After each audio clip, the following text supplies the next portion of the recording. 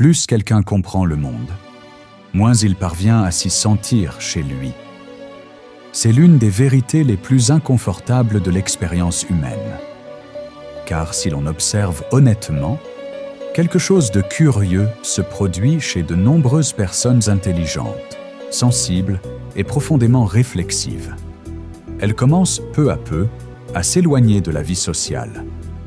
Pas nécessairement par mépris, ni par timidité, mais à cause d'une sensation difficile à expliquer, comme si une grande partie des interactions autour d'elles était trop vide.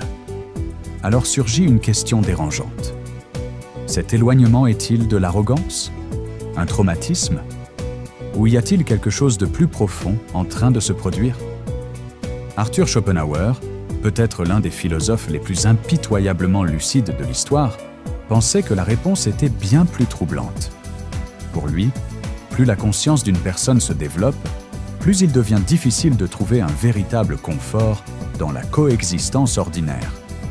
Dans cette vidéo, nous allons explorer 5 perspectives de la pensée de Schopenhauer qui aident à expliquer ce phénomène. Et peut-être qu'à la fin, vous remarquerez quelque chose d'inquiétant. Le problème n'est peut-être pas vous, mais le monde qui devient insupportable lorsque l'on voit trop. Le conflit entre profondeur et superficialité. Il existe quelque chose que l'on dit rarement avec honnêteté. La majorité des interactions humaines tournent autour de choses trop petites pour soutenir longtemps un esprit profond. Des conversations sur le statut, les apparences, les distractions momentanées, de petites compétitions invisibles de prestige social. Celui qui observe cela pendant quelques minutes peut même s'en amuser. Mais celui qui observe cela pendant des années commence à ressentir autre chose, une fatigue difficile à expliquer. Ce n'est pas du mépris envers les gens. C'est simplement la sensation qu'une grande partie de ce qui est dit ne mène nulle part. Schopenhauer a perçu cela avec une clarté brutale. Pour lui, la vie sociale ordinaire n'est pas structurée autour de la recherche de la vérité ni de la compréhension de l'existence. Elle tourne autour de la vanité, du divertissement, de la distraction et de la comparaison constante. Les gens parlent pour remplir le temps, pour éviter le silence, pour réaffirmer leur position dans de petits jeux de reconnaissance. Et ces jeux fonctionnent très bien pour ceux qui y trouvent du plaisir. Mais pour ceux qui pensent profondément, quelque chose commence à se fissurer. L'esprit qui cherche à comprendre le monde désire autre chose. Il recherche le sens, la contemplation, un silence fertile. Il ne se satisfait pas facilement de phrases toutes faites, ni de commentaires répétés. Et c'est à ce moment que surgit le conflit silencieux entre la profondeur intérieure et la structure superficielle de la coexistence sociale. Car la société moderne, la plupart du temps, ne récompense pas la réflexion. Elle récompense la légèreté, la rapidité, la capacité de tout maintenir à la surface. Schopenhauer ne disait pas que les gens sont mauvais pour autant. Il disait quelque chose de plus inconfortable. La plus grande partie de l'humanité ne ressent tout simplement pas le besoin d'aller plus loin. Et lorsque quelqu'un le ressent, l'expérience sociale commence à changer complètement. Ce qui semblait autrefois naturel commence à paraître répétitif. L'enthousiasme collectif commence à sembler artificiel, et alors apparaît une perception que peu de personnes osent admettre. La conversation moyenne supporte rarement la profondeur très longtemps. À partir de ce moment, quelque chose change dans le comportement. La personne ne devient pas nécessairement hostile ou arrogante. Elle commence simplement à parler moins. Elle observe davantage. Elle écoute avec distance. Elle évite certains environnements où les mêmes conversations se répètent indéfiniment, comme si tout le monde était prisonnier d'un scénario invisible. Ce n'est pas un isolement délibéré. C'est un ajustement presque instinctif de l'esprit qui cherche à préserver son énergie. Et il reste alors une question silencieuse que vous vous êtes peut-être déjà posée à un moment de votre vie. Combien de conversations avez-vous déjà eues qui ne disaient absolument rien? La conscience de la souffrance humaine. Schopenhauer croyait qu'il existe quelque chose de profondément tragique dans la structure même de l'existence. Pour lui, le monde n'est pas guidé par la raison, le but ou la justice. Il est mu par quelque chose de bien plus primitif et impersonnel, ce qu'il appelait la volonté. Une force aveugle qui pousse tous les êtres vivants à désirer, lutter, rivaliser et continuer d'exister, même lorsque cette existence est marquée par une frustration constante. Et c'est précisément ici qu'apparaît l'une des idées les plus troublantes de sa pensée. Plus quelqu'un comprend cette dynamique, plus il devient difficile de participer à la vie avec la même légèreté que la plupart des gens semblent manifester. La volonté ne se satisfait jamais. Lorsqu'un désir est atteint, un autre surgit immédiatement. La vie oscille alors entre deux états. La douleur de désirer ce que nous n'avons pas encore et l'ennui qui apparaît peu après l'avoir obtenu. Pour Schopenhauer, ce cycle est inévitable. Ce n'est pas une erreur de la vie, c'est la structure même de la vie. Et plus la capacité de réflexion d'une personne est grande, plus elle perçoit clairement ce mécanisme à l'œuvre dans tout ce qui l'entoure. Cette perception produit un effet psychologique inévitable, une forme de mélancolie lucide. Non pas une tristesse superficielle, mais une sensibilité élargie face à la réalité. L'esprit profond commence à percevoir la souffrance cachée derrière les routines humaines. Il voit la peur de la mort déguisée en ambition. Il voit le manque affectif dissimulé dans la quête de reconnaissance. Il voit des personnes courir désespérément derrière des objectifs qui, une fois atteints, apportent rarement la satisfaction promise. La plupart des gens évitent de regarder ces choses directement. Non par faiblesse, mais par autopréservation. L'esprit humain crée des distractions, des projets et des divertissements précisément pour maintenir ces questions à distance. Mais la conscience plus développée ne parvient pas toujours à participer à ce mécanisme avec la même facilité. Elle perçoit trop, elle ressent trop. Et lorsque cette perception devient constante, quelque chose change dans la relation au monde. La coexistence sociale, qui dépend souvent d'une légèreté partagée, commence à devenir plus difficile. Car lorsque quelqu'un voit continuellement la fragilité de la vie, l'inévitabilité de la perte et la répétition silencieuse de la souffrance humaine, participer à des conversations superficielles exige un type d'effort émotionnel que peu de gens remarquent. C'est comme si deux couches de la réalité existaient en même temps.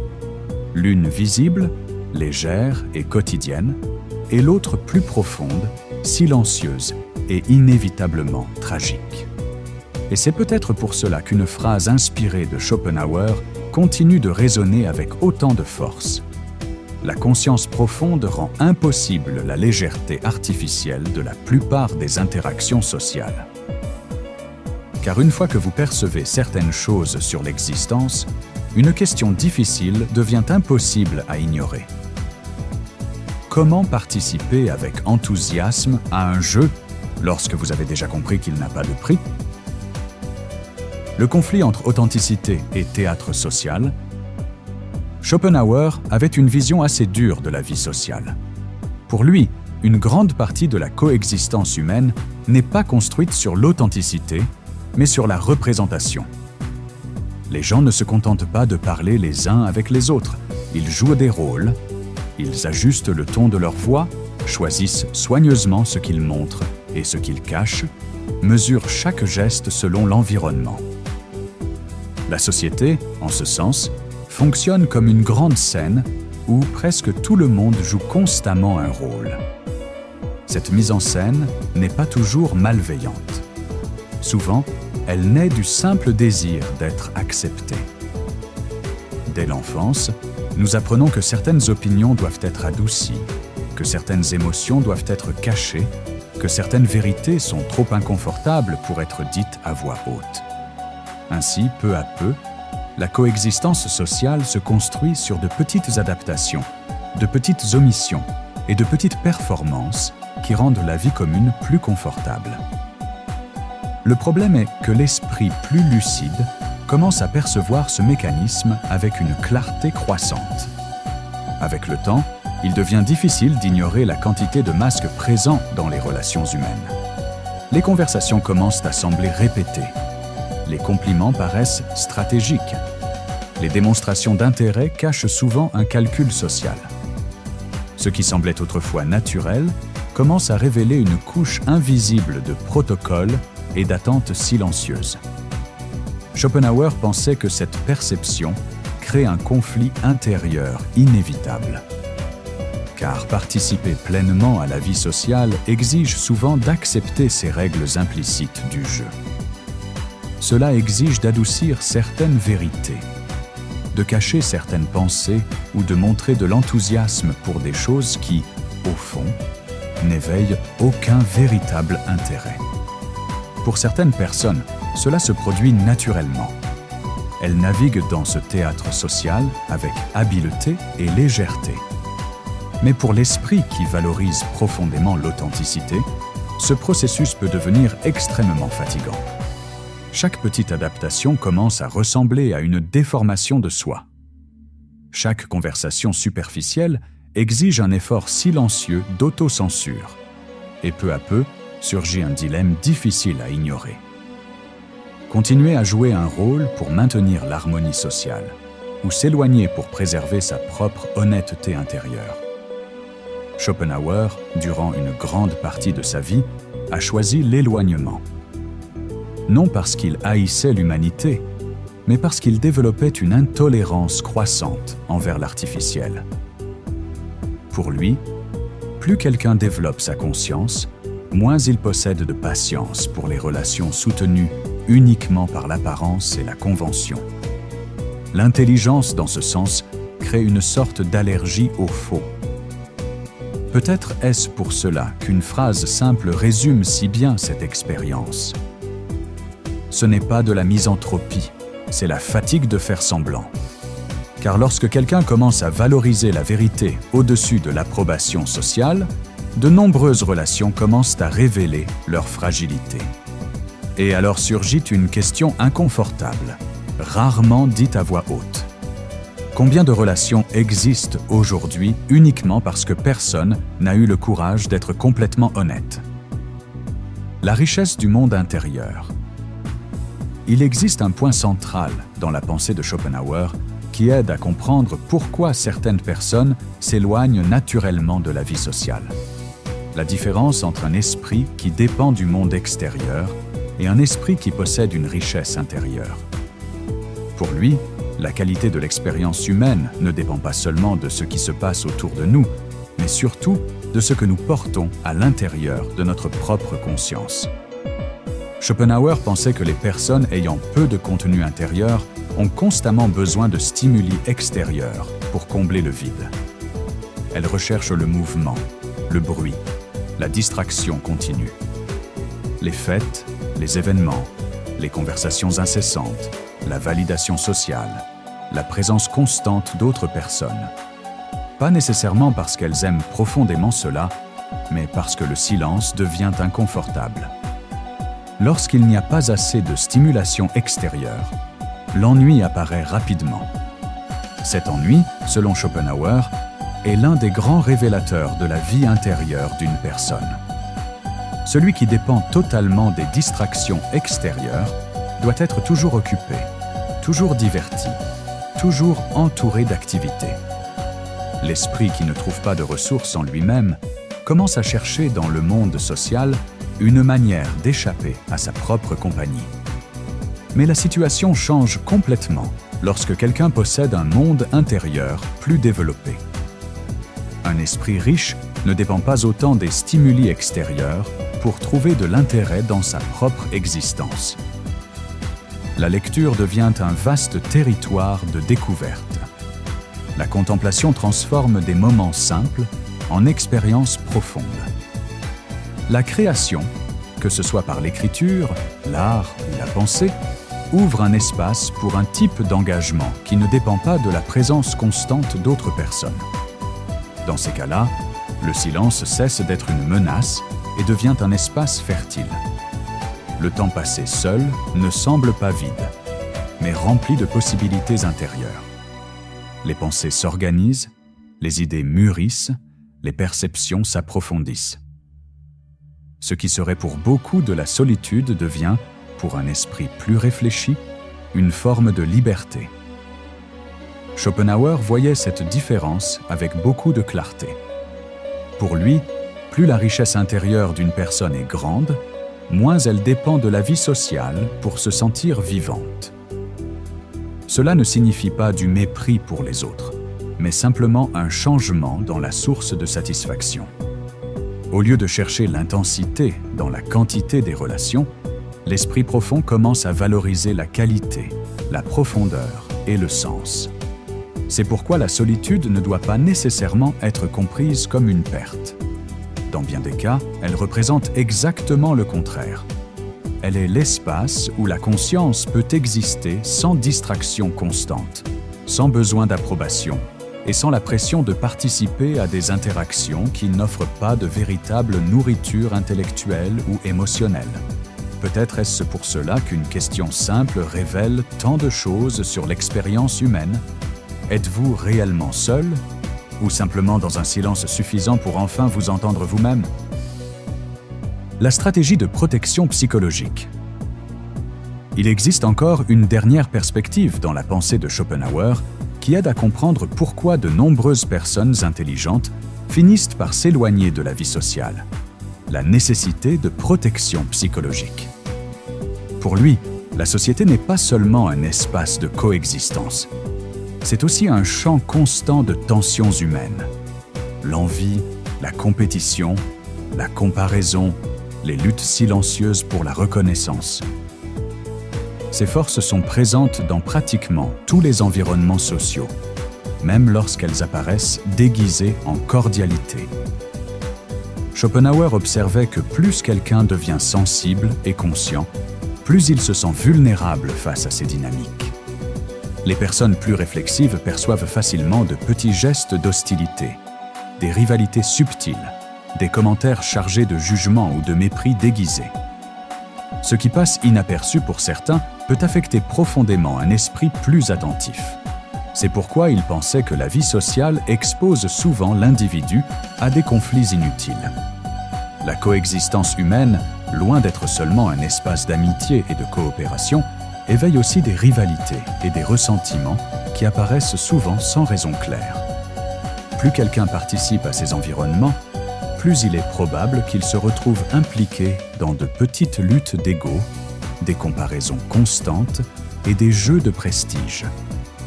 Pour les personnes moins sensibles, ces dynamiques peuvent sembler normales, voire stimulantes. Elles font partie du mouvement quotidien de la vie sociale. Mais pour un esprit plus introspectif et conscient, cet environnement peut devenir émotionnellement épuisant. Chaque rencontre exige de l'énergie. Chaque interaction peut porter des tensions invisibles. Et peu à peu, apparaît le désir de préserver sa propre tranquillité intérieure. C'est à ce moment-là que l'éloignement cesse de sembler un problème et commence à fonctionner comme une stratégie d'équilibre psychologique. Il ne s'agit pas de mépris envers les gens, ni d'une incapacité à vivre avec les autres. Il s'agit de reconnaître ses propres limites et de protéger ce que Schopenhauer considérait comme le plus précieux, la paix de la conscience. Il est même allé jusqu'à affirmer que la solitude est le destin naturel des esprits élevés. Non parce que ces personnes rejettent délibérément le monde, mais parce qu'elles trouvent rarement des environnements sociaux capables d'offrir le type de profondeur, de compréhension et de sincérité qu'elles recherchent réellement. Lorsque ces rencontres se produisent, elles sont précieuses, mais elles sont rares. Ainsi, l'éloignement n'apparaît pas comme une fuite de l'humanité, mais comme une manière de préserver ce que la coexistence excessive peut user. Moins de conflits, moins de comparaisons, moins de jeux sociaux, plus de silence, plus de clarté intérieure, plus d'espace pour exister sans la pression constante de s'adapter. Peut-être est-ce pour cela que, dans de nombreux cas, la distance ne représente pas une perte, elle représente un choix. Et ce choix naît d'une perception simple, mais difficile à ignorer. Peut-être ne vous êtes-vous pas éloigné des gens. Peut-être avez-vous simplement cessé d'accepter des relations vides. Pour conclure, réfléchissez. Peut-être que l'éloignement que ressentent beaucoup de personnes n'est ni un défaut de personnalité, ni un échec social. Peut-être est-ce simplement le résultat de voir certaines choses avec plus de clarté. Schopenhauer croyait que plus la conscience se développe, plus il devient difficile de participer à la vie sociale de la même manière. Non pas parce que le monde a changé, mais parce que le regard a changé. La superficialité devient visible, les jeux d'apparence deviennent évidents, et le silence commence à sembler plus honnête que beaucoup de conversations. Cela ne signifie pas que toutes les relations sont vides, mais cela signifie reconnaître quelque chose de simple. Toute présence n'est pas une rencontre, et toute distance n'est pas une perte. Et si cette vidéo a résonné en vous, laissez votre like, abonnez-vous à la chaîne et partagez-la avec quelqu'un qui a peut-être déjà ressenti cette étrange distance au milieu de la foule. Et il reste une question. La solitude vous a-t-elle éloigné des gens? Ou a-t-elle simplement révélé ceux qui valent vraiment la peine d'être gardés près de vous? Et si cette question vous accompagne dans les jours à venir, alors cette vidéo n'est peut-être pas encore terminée.